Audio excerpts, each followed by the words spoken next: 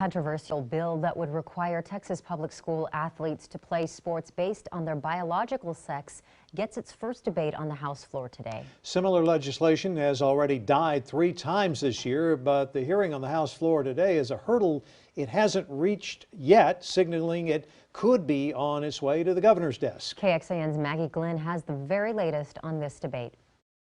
Right here with me, I have 22,000 pieces of paper, and those 22,000 pieces of paper only represent a fraction of emails that have been sent to the Texas House and Texas Senate in support of this legislation that'll protect female sports.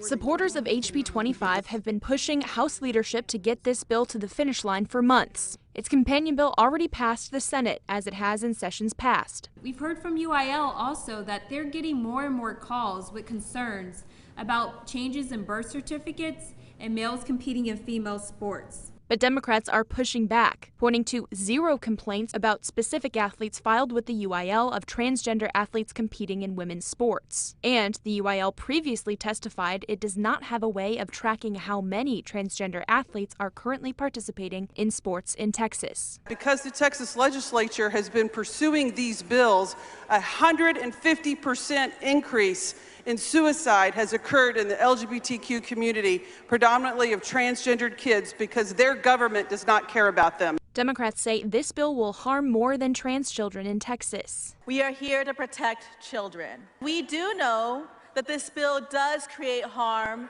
to some children.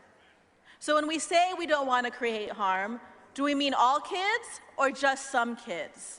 The bill's author says she cares about the mental health of all Texas children, though. It affects all 332,000 girls currently playing UIL sports in Texas. Maggie Glenn, KXAN News.